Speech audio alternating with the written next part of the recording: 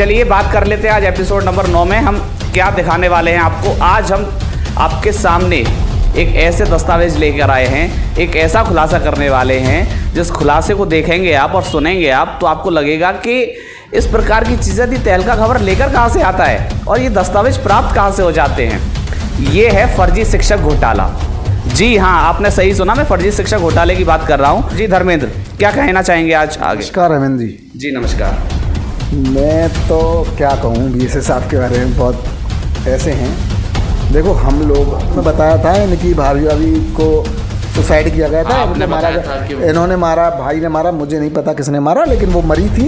इनके खिलाफ FIR भी है उसमें। और मैं तुम्हें बता दूँ, ये सूचना ये एक रिपोर्ट है न्यूज़ की। ये न्यूज़ है कोई? हाँ, कोई न्यूज़ है, न्यूज़ की रिपोर्ट है। इनके भाई सुशील कुमार के नर्सों के साथ अवैध संबंध थे, है ना। अब एक बात बताओ, जिसके भाई के नर्सों के साथ अवैध संबंध है, या तो आपने उन्हें मरवा दिया या मार दिया। अभी लास्ट एक ब्लॉक की मीटिंग हुई थी, वहाँ जाके अपने आप को ये खुद बोल रहे हैं कि मैं फिट रहता हूँ, मेरी चेस्ट बाहर है, मेरा पेट अंदर है, मैं बहुत स्मार्ट हूँ, मैं बहुत मेहनत करता हूँ, मैं जिम कर। भाई तुम एक प्रशिक्षण में जाके इन वर्डों का यूज़ कर रहे हो। आप क्या, अब आप एक बात हो, क्या आप शो कराना चाहते हो? महिलाएं हैं वहाँ ज़्यादातर। देखो ज़्यादातर हमारे विभाग में 50 से भी ऊपर महिलाएं कार्यरत हैं आज की डेट में, 50% से ऊपर, है ना। तो उनको ये क्या शो कराना चाहते हैं कि मैं फिट रहता हूँ, मैं ये करता हूँ, मैं वो करता हूँ। आज दी तहलका खबर के माध्यम से मैं एक अपील करना चाहूँगा पूरे मथुरा के शिक्षकों से, जिला बेसिक शिक्षा विभाग में कार्यरत कर्मचारियों से। यदि किसी भी व्यक्ति को, किसी भी शिक्षक को, किसी भी कर्मचारी को कोई भी परेशानी है, किसी भी रूप में, किसी भी प्रकार में, प्रत्यक्ष रूप से या अप्रत्यक्ष रूप से वो बेसिक शिक्षा विभाग से त्रस्त है, परेशान है या कहीं भी किसी भी रूप में प्रताड़ित हो रहा है, तो आज दी तहलका खबर अपना नंबर जारी कर रहा है। वो नंबर आप अपने हमारी स्क्रीन पर इस वक्त देख सकते। नमस्कार, बहुत स्वागत आपका दी तहलका खबर पर। मैं हूं आपके साथ हेमेंद्र चौधरी। शिक्षा विभाग में हो रहे भ्रष्टाचार और घपले की खबर हम लगातार प्रसारित करते आ रहे हैं। हमने अब तक 8 एपिसोड कर दिए हैं और आज हम ये एपिसोड नंबर 9 कर रहे हैं। हमने जो एपिसोड 8 किया उसमें हमने बताया कि BSA साहब ने एक YouTube चैनल को अपना एक इंटरव्यू दिया। उन्होंने अपना पक्ष बताया और उस पक्ष में उन्होंने कहा कि किस तरीके से धर्मेंद्र पर उन्होंने आरोप लगाए। उन आरोपों के बारे में धर्मेंद्र ने बात की। उसके बाद में उन्होंने शिक्षा का अधिकार अधिनियम 2009 को लेकर उन्होंने बात की कि RT में कोई भी घपला नहीं होगा। लेकिन फिर भी मैं आपके सामने उन अभिभावकों को लेकर आया जिन अभिभावकों के बच्चों का एडमिशन आज तक नहीं हुआ है। और वर्तमान में भी इसी सत्र में, यानी 2024-25 का जो सत्र है, इस सत्र में जिन बच्चों के लिए लॉटरी सिस्टम के थ्रू स्कूल आवंटित हो रहे हैं उन बच्चों को भी स्कूल नहीं मिल पा रहे हैं। स्कूल प्रशासन मना कर रहा है और जो अभिभावक हैं वो मुख्य विकास अधिकारी का चक्कर काट रहे हैं, शिकायतें कर रहे हैं, BSA ऑफिस में जाके शिकायतें कर रहे हैं, लेकिन फिर भी उनके बच्चों के एडमिशन नहीं हो रहे हैं। लेकिन उनके द्वारा लगातार कहा जा रहा है RTE में कोई भी घपला नहीं होगा, किसी भी प्रकार की चीज़ें नहीं बर्दाश्त की जाएंगी।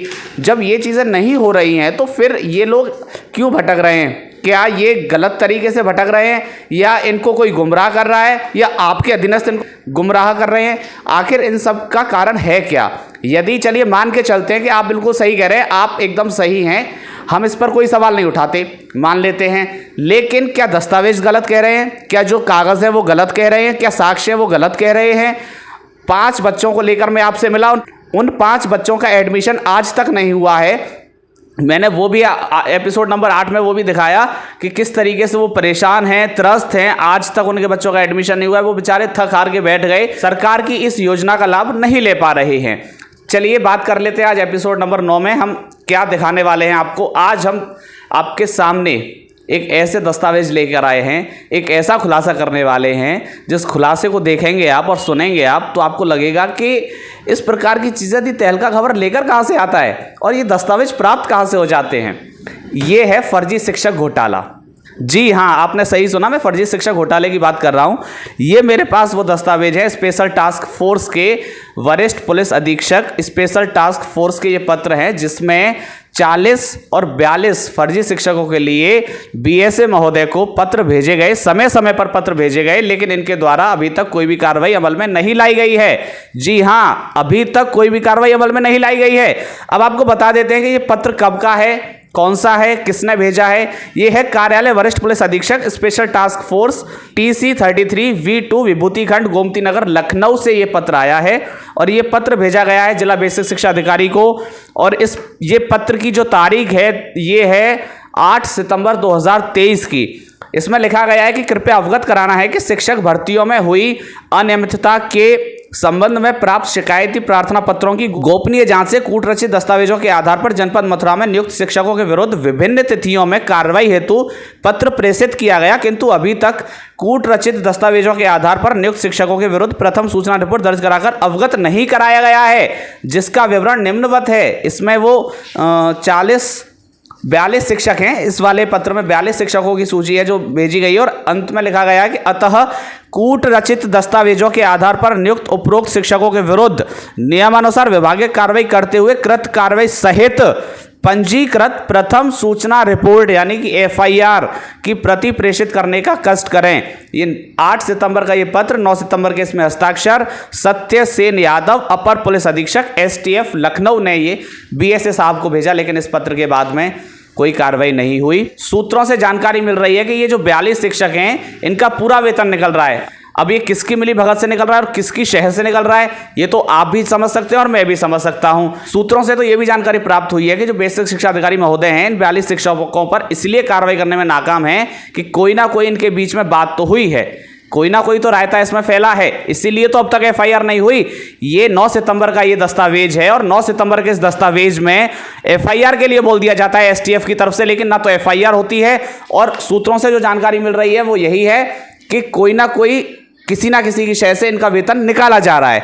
ठीक है, आगे बढ़ते हैं। स्मृति पत्र द्वितीय ये है और ये है 15 फरवरी 2024 का ये पत्र है। ये भी कार्यालय वरिष्ठ पुलिस अधीक्षक STF स्पेशल टास्क फोर्स के यहाँ से और ये भी BSA को भेजा गया। और इसमें जो लिखा गया है ये क्या है ये बता देते हैं। जिला बेसिक शिक्षा अधिकारी मथुरा के लिए भेजा गया, कृपया शिक्षक भर्तियों में फर्जी शैक्षिक दस्तावेजों के आधार पर हुई नियुक्तियों के संबंध में प्राप्त शिकायत की गोपनीय जांच संपादित की जा रही है, जिसमें जनपद मथुरा में नियुक्त निम्नांकित शिक्षकों के शैक्षिक दस्तावेजों नियुक्ति से संबंधित समस्त प्रपत्रों की आवश्यकता है। और इसमें जो शिक्षकों की सूची है वो है 40, यानी वो 42 सूची अलग, 42 शिक्षकों की अलग है, ये 40 शिक्षकों की सूची अलग है। कुल मिलाकर फर्जी शिक्षक हुए 82। अब इसमें और क्या लिखते हैं, उपरोक्त शिक्षकों के दस्तावेज व नियुक्ति से संबंधित समस्त प्रपत्रों की प्रति उपलब्ध कराए जाने हेतु STF मुख्यालय द्वारा पत्र निर्गत किए जाने के बावजूद वांछित दस्तावेज अभी तक STF मुख्यालय में अप्राप्त हैं, जबकि इस संबंध में इस कार्यालय के समसंख्यक पत्र दिनांकित 3/8/2023 द्वारा भी अनुरोध किया गया है। ये जो पत्र भेजा गया है ना 15 फरवरी 2024 का, इससे संबंधित एक पत्र पहले भी भेज दिया गया जो कि 3 अगस्त 2023 को भेजा है। अगस्त के बाद इसको फरवरी में भेजा जा रहा है, इसलिए इस पे स्मृति पत्र द्वितीय लिखा गया है, लेकिन इस पर भी कोई कार्रवाई नहीं। अब इसमें आगे क्या लिखते हैं, आगे लिखते हैं उपरोक्त शिक्षकों के शैक्षिक दस्तावेज व नियुक्ति से संबंधित प्रपत्र अभी तक STF मुख्यालय में उपलब्ध न कराए जाने से उपरोक्त शिक्षकों के विरुद्ध कूटरचित शैक्षिक प्रमाण पत्रों के आधार पर फर्जी तरीके से चयनित होने संबंधी लगाए गए आरोपों को बल मिलता है तथा उपरोक्त शिक्षकों के विरुद्ध जांच को विलंबित किया जा रहा है। साफ तौर पर यहाँ स्पष्ट रूप से BSA से कहा जा रहा है कि जांच को, जो उनके विरुद्ध जांच है उसको विलंबित किया जा रहा है। इसका मतलब क्या है, कहीं ना कहीं किसी ना किसी की तो शय है, तभी ये सारी चीज़ें हो रही हैं। ये सत्यसेन यादव है अपर पुलिस अधीक्षक STF लखनऊ, तो ये पत्र भेजा गया, इस पर भी कोई कार्रवाई नहीं हुई। इसमें लिखा गया था उपरोक्त शिक्षकों के विरुद्ध फर्जी कूटरचित दस्तावेजों के आधार पर चयनित होने संबंधी लगाए गए आरोपों की अपने स्तर से भी जांच कराकर नियमानुसार कार्रवाई करने का कष्ट करें। धारा 91 दंड प्रक्रिया संहिता के अंतर्गत आपराधिक मामलों की जांच, विचारण या अन्य कार्रवाई के प्रयोजन के लिए उपरोक्त शिक्षकों के समस्त शैक्षिक दस्तावेजों व नियुक्ति से संबंधित समस्त प्रपत्रों व शैक्षिक दस्तावेजों व निवास प्रमाण पत्रों के सत्यापन आख्या की सत्यापित प्रति अत्यंत गोपनीय तरीके से जरिए विशेष वाहक शीघ्र उपलब्ध कराने का कष्ट करें। लेकिन कार्रवाई के नाम पर। आप देख रहे हैं कुछ नहीं है। इसके बाद में ये एक पत्र है, ये महानिदेशक महोदय का है, उन्होंने भी बीएसए को भेजा।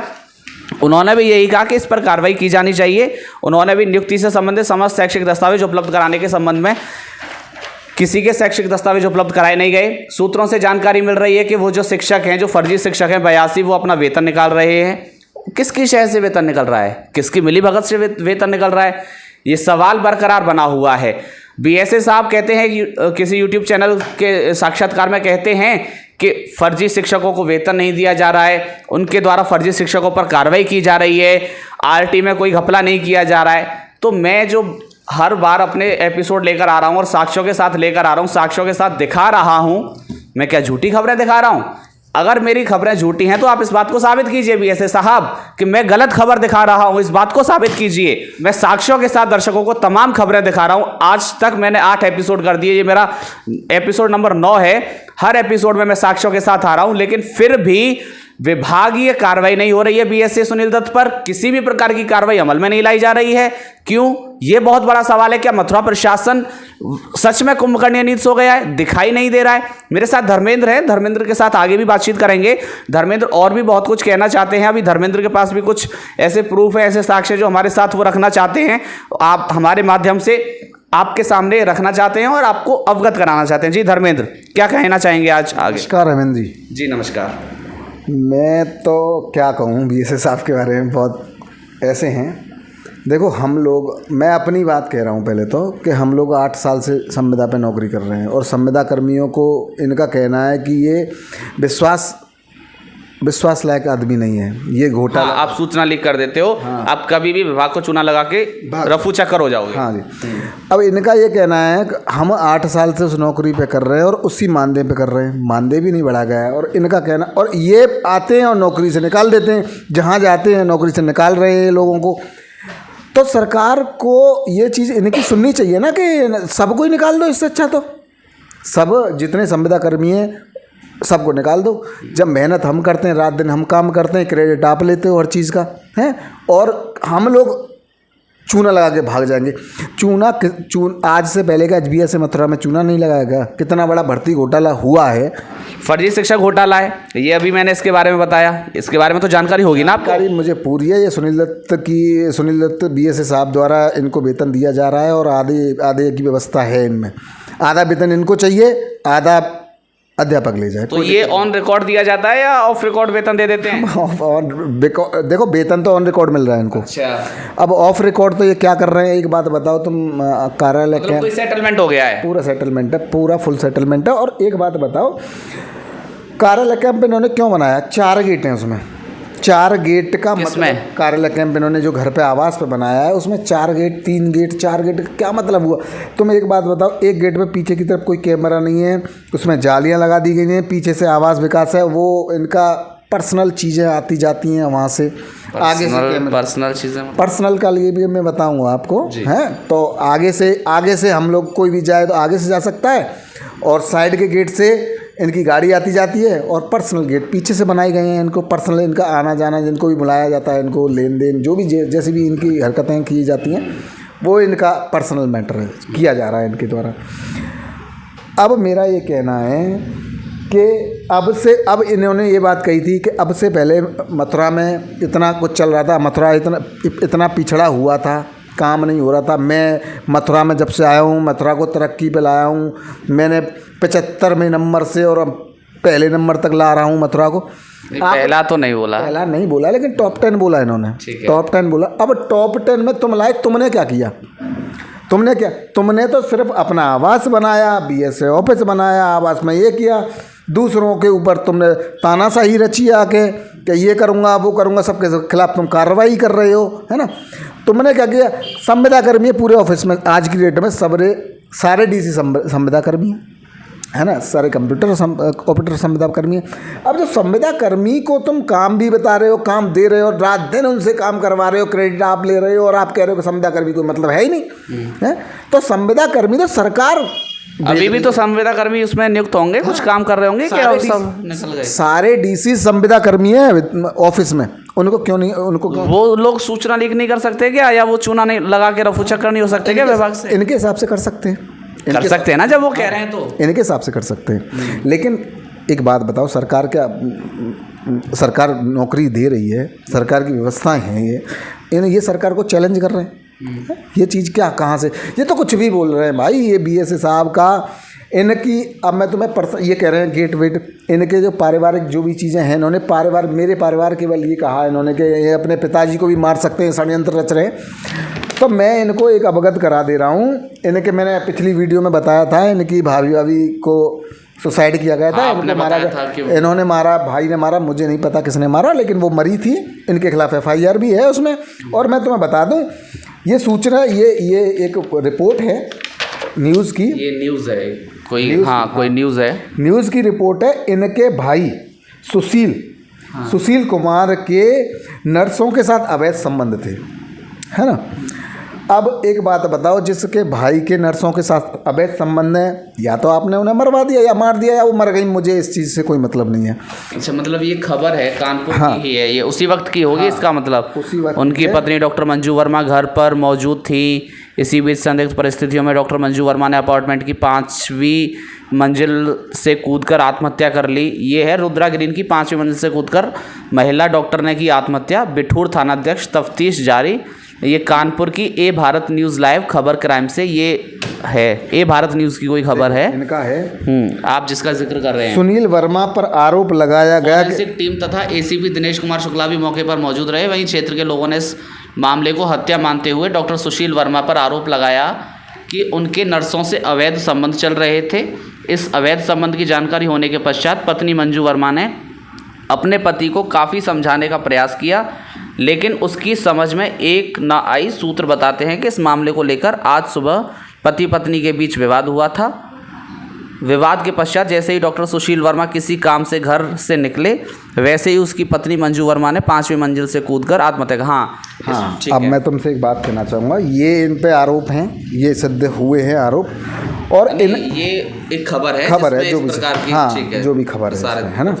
अब मैं तुम्हें एक बात बताता हूँ, ये अभी लास्ट एक ब्लॉक की मीटिंग हुई थी, वहाँ जाके अपने आप को ये खुद बोल रहे हैं कि मैं फिट रहता हूँ, मेरी चेस्ट बाहर है, मेरा पेट अंदर है, मैं बहुत स्मार्ट हूँ, मैं बहुत मेहनत करता हूँ, मैं जिम कर। भाई तुम एक प्रशिक्षण में जाके इन वर्डों का यूज़ कर रहे हो, आप क्या शो कराना? कौन से प्रशिक्षण में जाते हैं? कौन से शिक्षकों का, यानी डाइट में या कहीं भी? नहीं, बलदेव ब्लॉक में कोई प्रशिक्षण था, तो उसमें ये गए थे, उसमें इन्होंने बोला ये चीज़। अब आप एक बात हो, क्या आप शो कराना चाहते हो? महिलाएं हैं वहाँ ज़्यादातर, देखो ज़्यादातर हमारे विभाग में 50 से भी ऊपर महिलाएं कार्यरत हैं आज की डेट में, 50% से ऊपर, है ना। तो उनको ये क्या शो कराना चाहते हैं कि मैं फिट रहता हूँ, मैं ये करता हूँ, मैं वो करता हूँ। और एक चीज़ बताओ, मैं एक चीज़ कहना चाहता हूँ, इनकी निरीक्षण आँखें पूरे जनपद की उठा लो, पूरे जनपद में एक भी इनकी निरीक्षण आँखें में ये क्यों नहीं कि ये एक विद्यालय सही है? क्या मथुरा जनपद में आज तक कोई विद्यालय सही नहीं है क्या? इनका ये कहना है कि पूरे मथुरा जनपद में कोई विद्यालय सही नहीं है। कैसे हो सकता है भाई? बार बार इस चीज़ को कहा जा रहा है कि मथुरा में ये एक, अगर नीम के पत्ते रोड पे विद्यालय के प्रांगण में पड़े तो आप उनको वेतन रोक देते हैं कि साफ सफाई नहीं है। वेतन रोकना बड़ी गंभीर वो है, गंभीर कोई आरोप हो तब आप वेतन रोक सकते हैं। ये शासनादेश हैं, ये नीम के पत्ते पड़े वहाँ वेतन रोक रहे हैं विद्यालय अध्यापकों का। तो मतलब क्या चीज़, विद्यालय में नीम के पत्ते गिरे हैं तो ये वेतन रोक देते हैं। पूरे मथुरा जनपद में निरीक्षण आँखें उठा लो, निरीक्षण आँखें जितनी भी निरीक्षण आँखें हैं सब उठा लो, एक भी निरीक्षण आँखें में इन्होंने ये नहीं कहा कि ये विद्यालय सही है। अब ये एक तरफ तो कहते हैं कि मथुरा जनपद को मैं अर्थ से फर्श से अर्थ पे ले जा रहा हूँ, हैं, और एक तरफ ये इनको एक भी विद्यालय सही नहीं पाया जा रहा है। सारी निरीक्षण आँखें हमें ये गलत बोल रहे हैं। क्या मतलब सारे स्कूल ही खराब हैं? हाँ, इनके हिसाब से सारे स्कूल खराब है, इनके हिसाब से सारा जनपद खराब है। ये आके सही कर रहे हैं, ये चीज़ें सही कर रहे हैं। इनका ये कहना है कि मैं जनपद मथुरा को फर्श से अर्श पे ले जा रहा हूँ। ये अपनी तारीफ़ कर रहे हैं एक तरफ तो, और मैं इनकी तारीफ़ की मैं आपको एक बात बता देता हूँ। इनका मैं ये पत्र है, इसमें विभाग द्वारा AD बेसिक सर द्वारा इनकी कार्यशैली की घोर निंदा भर्त्सना की अंतिम चेतावनी दी गई है इनको।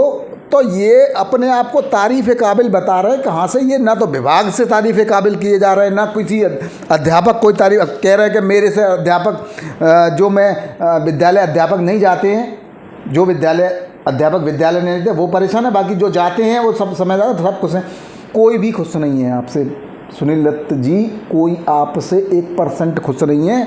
ना विभाग आपसे खुश है, ना कोई अध्यापक को आप डरा के रख रहे हैं, बुरी तरह से आप अध्यापक डरा हुआ है आपसे, और आप इस तरह से अध्यापकों को ट्रीट कर रहे हैं, बिल्कुल उनको परेशान करके।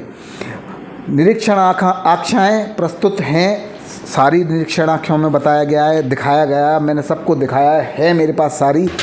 क्या स्थिति कर रखी है आपने जनपद मथुरा की, ये आपको भी पता है, ये मुझे बताने की ज़रूरत नहीं है। पर लेकिन आप जिस तरह आप अपने आप को बता रहे हैं कि मैं बहुत अच्छा हूँ, मैंने मथुरा जनपद को, आपने कुछ नहीं किया है।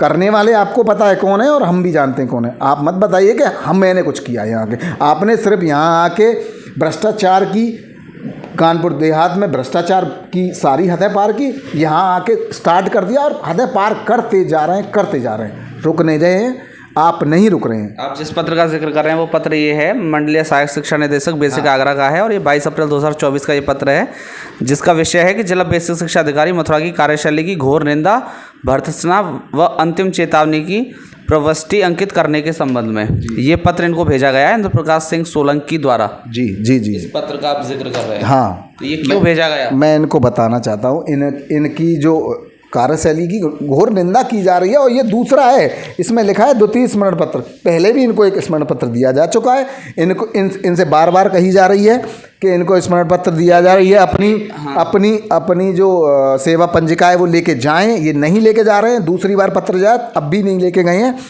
तो ये जो आप अपना तारीफ़ कर रहे हो ना BSA साहब, तो ये आप तारीफ़ काबिल हो नहीं।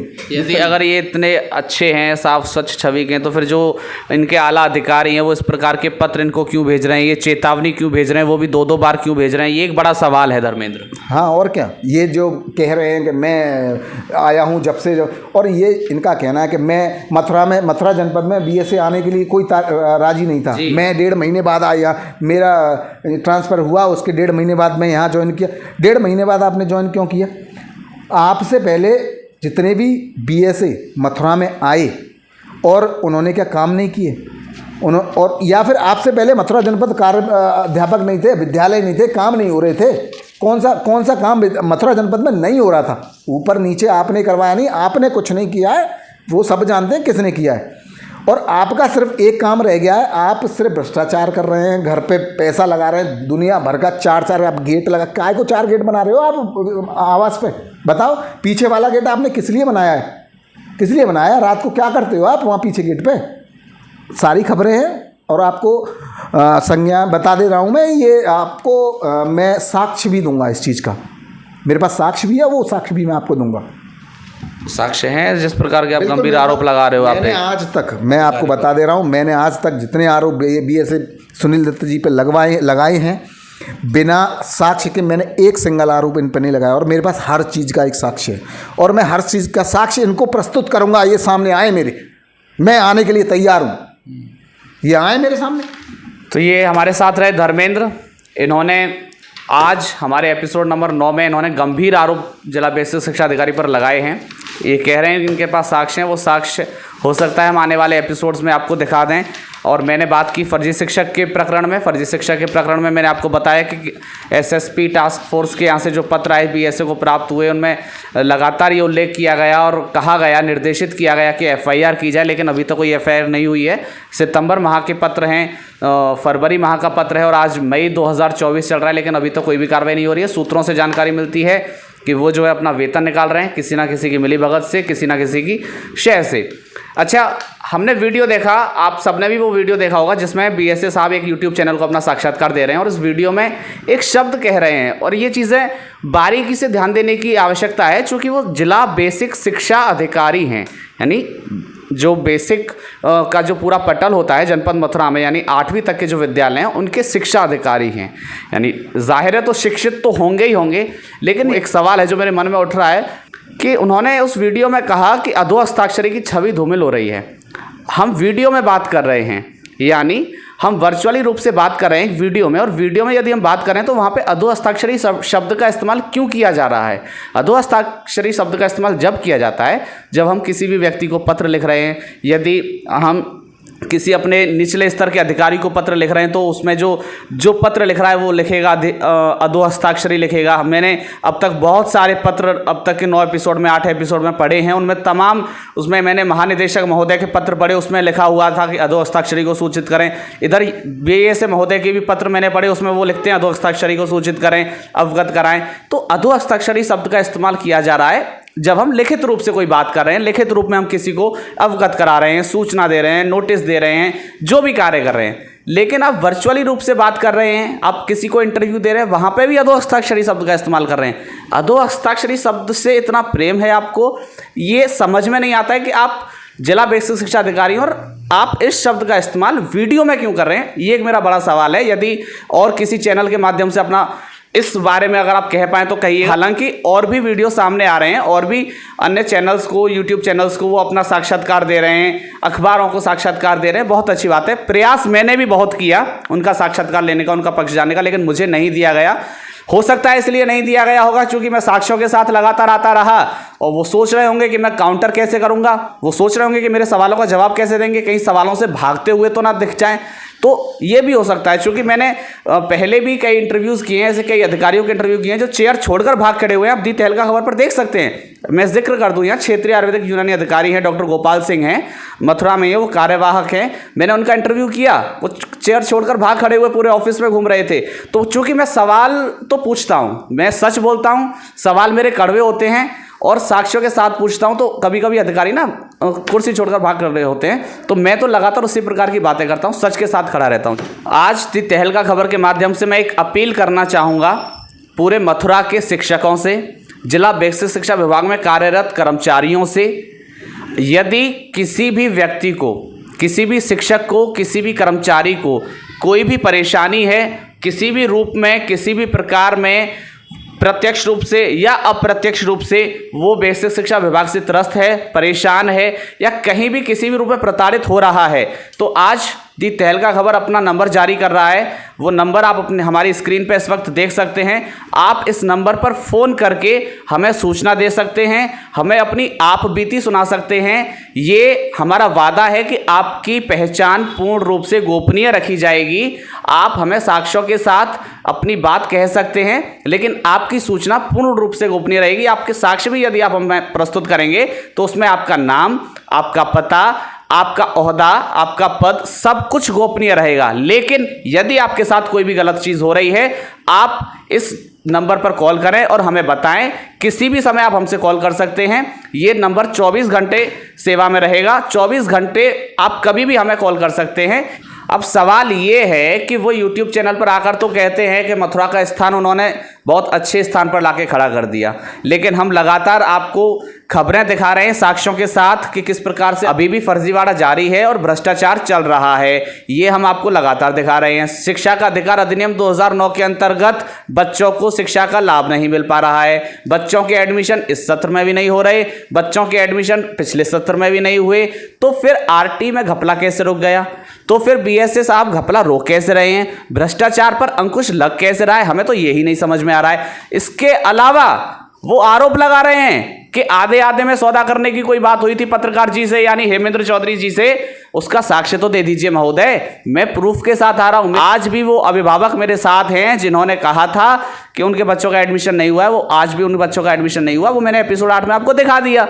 आप कह रहे हैं मैं आपसे 3 बार मिला, तीनों बार के इंटरव्यू मेरे चैनल पे मौजूद हैं। तीनों बार के इंटरव्यू कोई भी देखेगा तो पहचान जाएगा, समझ जाएगा कि कौन गलत और कौन सही है। आप स्कूल की मान्यता रद्द करने में असफल रहे, बच्चों का एडमिशन कराने में असफल रहे।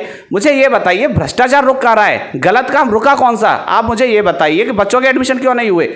ये सब कहानी क्यों बन रही है? स्कूल जो मनोहर शाह शिक्षा निकेतन है, क्या वो इतना दबंग प्रवृत्ति का व्यक्ति है कि आप उसके सामने नतमस्तक हो गए? ये तमाम सवाल हैं बरकरार बने हुए हैं। मथुरा प्रशासन की तरफ से अभी कोई कार्रवाई नजर में नहीं आ रही है। देखना ये होगा कि कितने वक्त में इन पर कोई भी कार्रवाई अमल में लाई जाती है या नहीं, या फिर शासन स्तर से इन पर कार्रवाई होगी या प्रशासन स्तर से इन पर कार्रवाई होगी, ये आने वाला वक्त बताएगा। वीडियो जर्नलिस्ट MK के साथ मैं हेमेंद्र चौधरी, दी तहलका खबर, मथुरा।